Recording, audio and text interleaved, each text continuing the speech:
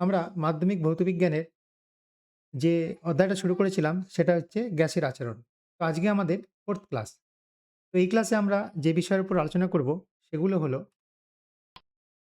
চার্লসের সূত্র থেকে পরম শূন্য উষ্ণতা নির্ণয়, উষ্ণতার পরম স্কেলে চার্লসের সূত্র এবং পরম স্কেলে চার্লসের সূত্রের আয়তন এবং উষ্ণতা লেখচিত্র। তো এই ৪ টে টপিকস আমি এই ক্লাসে বিস্তারিতভাবে আলোচনা করছি। তোমরা খুব মন দিয়ে দেখো। কারণ এগুলো কোয়েশ্চেন আকারে তো অবশ্যই আসে এবং এখান থেকে বিভিন্ন ধরনের কনসেপচুয়াল অঙ্ক এবং কনসেপ্ট থেকে এমসিকিউ কিন্তু আসতে পারে। চলো শুরু করা যাক আমাদের আজকের ক্লাস।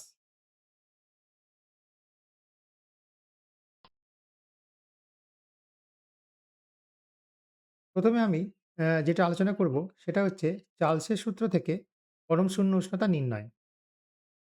তো আমরা চার্লসের সূত্রের যে গাণিতিক রূপটা আমি শেষ ক্লাসে দেখেছিলাম সেটা হচ্ছে ভিটি সমান ভি0 1 প্লাস টি বাই 273।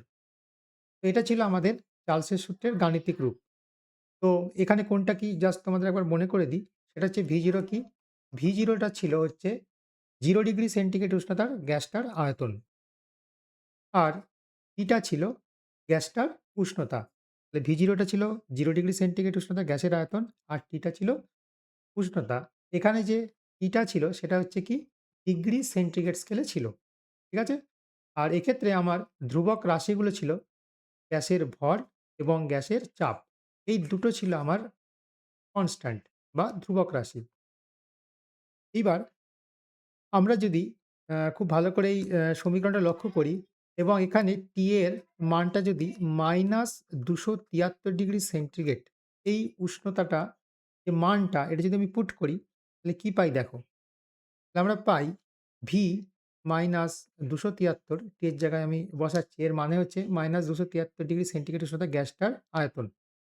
এটা সমান আসে ভি0 1 প্লাস এখানে আমি যেটা বসাচ্ছি সেটা হচ্ছে টি এর জায়গায় বসাচ্ছি -273/273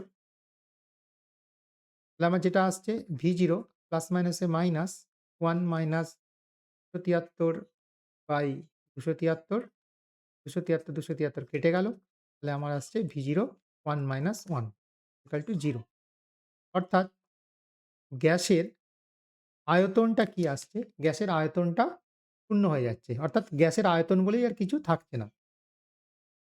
তো এই যে উষ্ণতা তোমাদের গ্যাসের যে উষ্ণতা আমরা পেলাম মানটা এই যে টি সমান -273°C তো এইটায় বা এই উষ্ণতায় এসে গ্যাসের আয়তন বলে কিছু থাকে না। অর্থাৎ গ্যাসের যে অণুগুলো আছে তাদের গতিশক্তি কি হয়? সম্পূর্ণরূপে শূন্য হয়ে যায়। গতিশক্তি বলেই আর কিছু থাকে না। তো এইটা হচ্ছে মহাবিশ্বের সবথেকে কম উষ্ণতা। এর নিচে উষ্ণতার কোনো অস্তিত্ব নেই। এইজন্যেই একে বলা হয় পরম শূন্য উষ্ণতা। তো এইভাবে আমরা চার্লসের যে সূত্র এখান থেকে আমরা গ্যাসের পরম শূন্য উষ্ণতা আমরা নির্ণয় করতে পারি। তো এখান থেকে যে পয়েন্টটা তোমরা মনে রাখো তাহলে পরম শূন্য উষ্ণতার মান কত? তাহলে পরম শূন্য উষ্ণতার মান হচ্ছে -273°C। এই কোয়েশ্চেনটা তোমাদের কিন্তু পরীক্ষায় আসতে পারে। ঠিক আছে?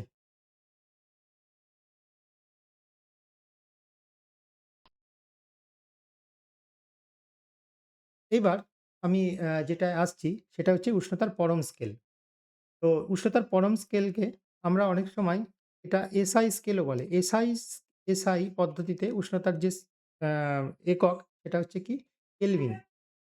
এটাকে অনেক সময় কেলভিন স্কেলও বলা হয়ে থাকে। তো পরম স্কেলকে অনেক সময় বলা হয় কেলভিন স্কেল, কেলভিন স্কেল। তো এক্ষেত্রে আমি বলে রাখি যেমন ডিগ্রি সেন্টিগ্রেড এরকম লেখা হয়, তো ডিগ্রি কেলভিন কিন্তু লেখা হয় না। ঠিক আছে? এখানে আমরা বড় হাতের কে দিয়েই এটা চিহ্নিত করে থাকি। তো এবার আমরা যেটা করব সেটা হচ্ছে কেলভিন স্কেল সম্বন্ধে একটু আমাদের কিভাবে আমরা এই স্কেলটা তৈরি করেছি সেটা আমাদের এবার একটু জানতে হবে। তার জন্যে আমি তোমাদের ২ টো থার্মোমিটার আমি নিয়েছি দেখো। একটা হচ্ছে পরম স্কেল, আরেকটা হচ্ছে নরমাল ডিগ্রি সেন্টিগ্রেড স্কেল।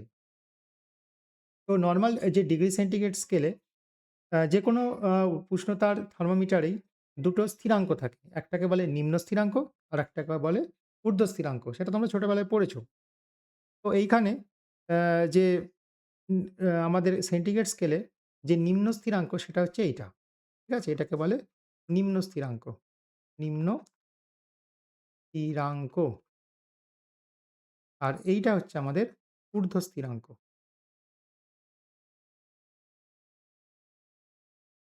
২ টো স্থিরাঙ্ক, একটা হচ্ছে ঊর্ধ্ব স্থিরাঙ্ক, একটা হচ্ছে ঊর্ধ্ব স্থিরাঙ্ক, আর একটা হচ্ছে নিম্ন স্থিরাঙ্ক। এই সম্বন্ধে একটু বলে দিই। আ নিম্ন স্থিরাঙ্ক আমরা সেন্টিগ্রেড স্কেলে কিভাবে আমরা সেন্টিগ্রেড স্কেলটা তৈরি করেছিলাম ছোটবেলায় বা পড়েছিলাম সেটাও একটু জাস্ট মনে করে দিই। সেটা হচ্ছে প্রমাণ চাপে বিশুদ্ধ বরফ যে উষ্ণতায় জমে যায় বা অর্থাৎ জল থেকে বরফে পরিণত হয় বা বিশুদ্ধ বরফ হলে জলে পরিণত হয়, সেই উষ্ণতাকে আমরা ০ ধরেছিলাম। আর যে উষ্ণতায় বিশুদ্ধ জল ফুটে বাষ্পে পরিণত হয়, এটাকে আমরা ১০০ ধরেছিলাম।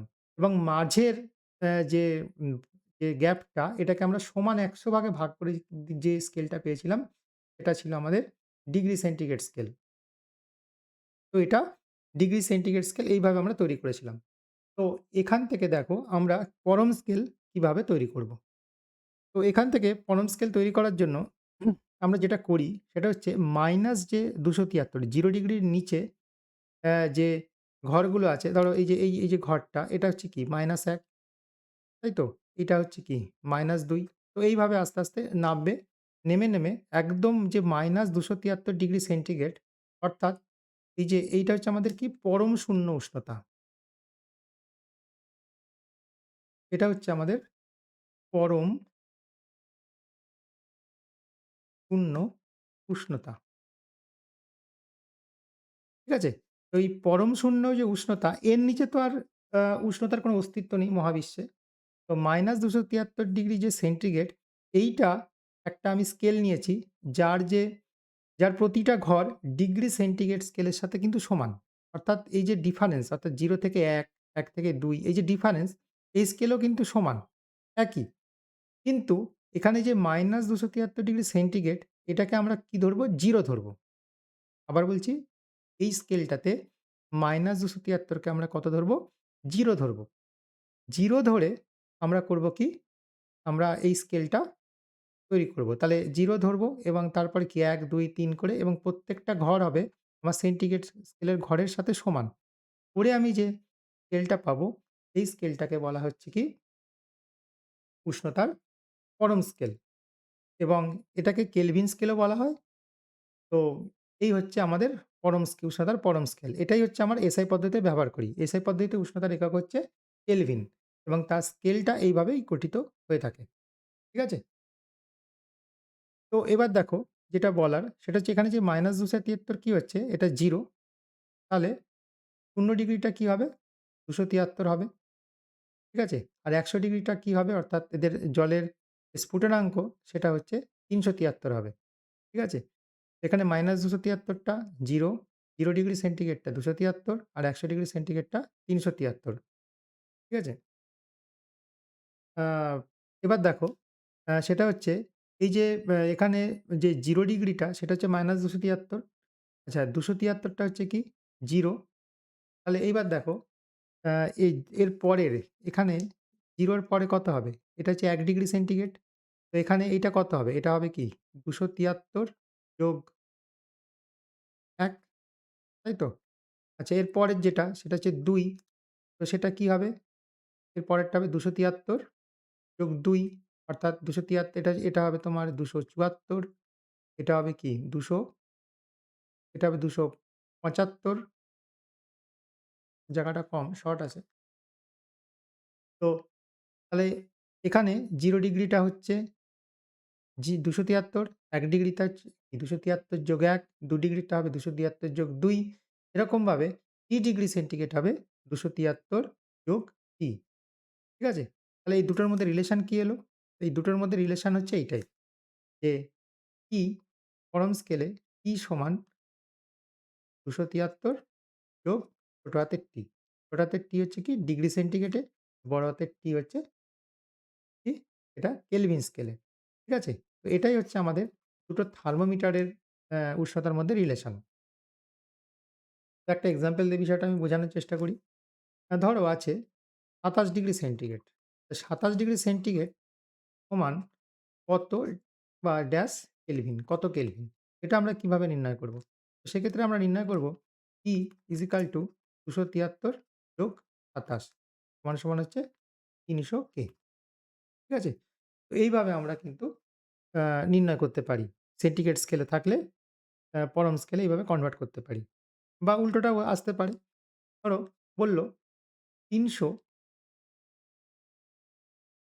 কেলভিন সমান কত ডিগ্রি সেন্টিগ্রেড? এটা কিভাবে করব? তো এটার জন্য আমরা করব কি? এক্ষেত্রে আমরা করব টি কে নিতে হবে। টি সমান হবে বড় হাতের টি মাইনাস ২৭৩। তো এখানে বসিয়ে দেব ৩০০ মাইনাস ২৭৩ সমান কত আসছে? তাহলে আসছে ২৭। এর উল্টোটা এইভাবে আমরা করতে পারি। ঠিক আছে? দেখো একবার দেখিয়ে দিই। এরকম। আরেকটা এক্সাম্পল দিলে বিষয়টা আরো ক্লিয়ার হবে।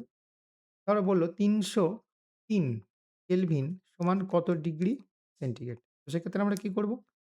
ছোট হাতের টি মানে হচ্ছে ৩০৩ মাইনাস ২৭৩ সমান কত হচ্ছে?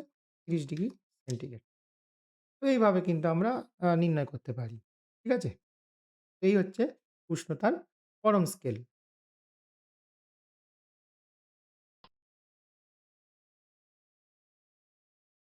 এবার আমরা আলোচনা করব পরম স্কেলে চার্লসের সূত্র।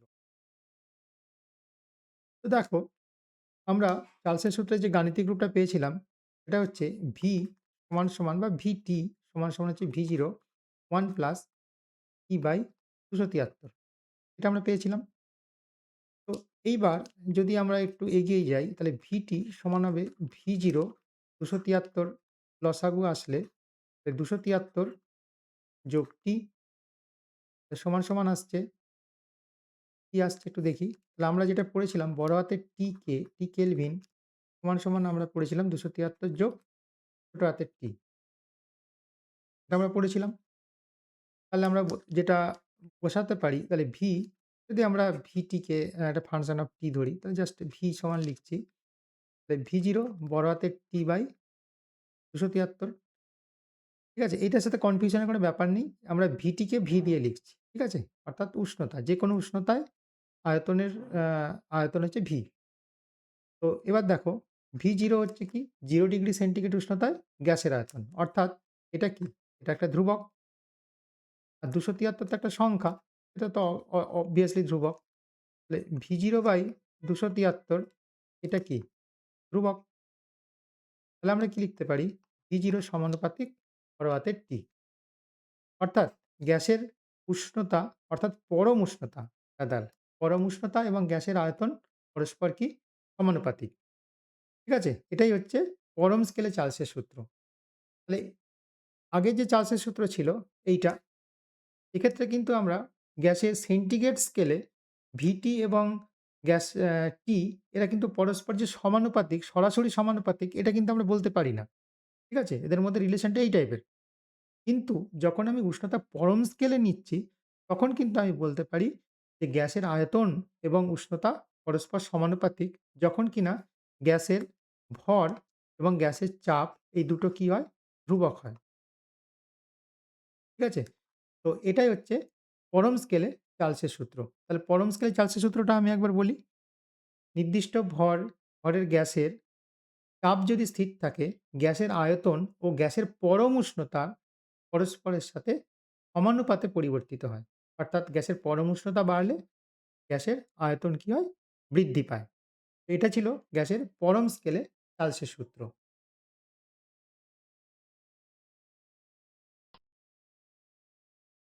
এইবার পরম স্কেলে চার্লসের সূত্রের আয়তন ও উষ্ণতা লেখচিত্রটা কিরকম হবে? তো তোমাদের একবার মনে করিয়ে দিই, সেন্টিগ্রেড স্কেলে চার্লসের সূত্রটা কেমন ছিল? সেন্টিগ্রেড স্কেলে চার্লসের সূত্রটা আমরা এরকম দেখেছিলাম। যদি এই বরাবর আয়তন আর এই বরাবর টি ডিগ্রি সেন্টিগ্রেড টানি, তাহলে চার্লসের সূত্রটা যে সেটা দেখেছিলাম এরকম হবে।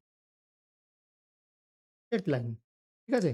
এইটা ছিল -273 সেন্টিগ্রেড আর এইটা ছিল আমার V0 ঠিক আছে? তো উষ্ণতা এরকম ছিল। কিন্তু যখন এটা পরম স্কেলে টানবো যেহেতু T ডাইরেক্ট ধ্রুবক ইনটু T তো এইটা হচ্ছে একটা মূল বিন্দুগামী সরলরেখার সমীকরণ। তো সেইটা দেখতে এরকম হয়। ঠিক আছে? তো সেইটা দেখতে এরকম হয়। দেখো যে বড় হাতের T এবং V এটা কিন্তু হবে মূল বিন্দুগামী একটা সরলরেখা। বিভিন্ন চাপে টানা হয়েছে। P1 চাপে থাকলে এরকম হবে, P2 চাপে থাকলে এরকম হবে। কিন্তু মোদ্দা কথা হচ্ছে এটা হবে একটা মূল বিন্দুগামী সরলরেখা। তো এইটা কিন্তু আগের সাথে গুলিয়ে ফেলবে না। ঠিক আছে? তো আগেরটা কিন্তু মূল বিন্দুগামী সরলরেখা নয়। আগেরটা বলতে আমি সেন্টিগ্রেড স্কেলের কথা বলছি। সেন্টিগ্রেড স্কেলে কিন্তু গ্যাসের আ লেখচিত্রটা মানে আয়তন ভার্সাস উষ্ণতা লেখচিত্র কিন্তু মূল বিন্দুগামী সরলরেখা নয়। ঠিক আছে? এটা কিন্তু হবে মূল বিন্দুগামী সরলরেখা। তো এই ছিল আমাদের ৪ টে টপিকস এর উপর আলোচনা। তোমরা এটা একটু মন দিয়ে দেখো। কারণ এর উপরে বেস করে আরো আ অং অঙ্ক আমরা করব পরবর্তীকালে এবং এখান থেকে কোয়েশ্চেন তো আসেই। আর এখান থেকে শর্ট কোয়েশ্চেনও আসে, লেখচিত্র থেকে আসে এবং সম্পর্কগুলো দেয় উষ্ণতার সাথে আ সেন্টিগ্রেড স্কেলের সাথে কেলভিন স্কেলের সম্পর্ক। ঠিক আছে? সেগুলো আমরা পরে বিভিন্ন যখন কোয়েশ্চেন অ্যান্সার করব তখন আমরা আলোচনা করব। আজকের ক্লাস আমাদের এখানেই শেষ হলো।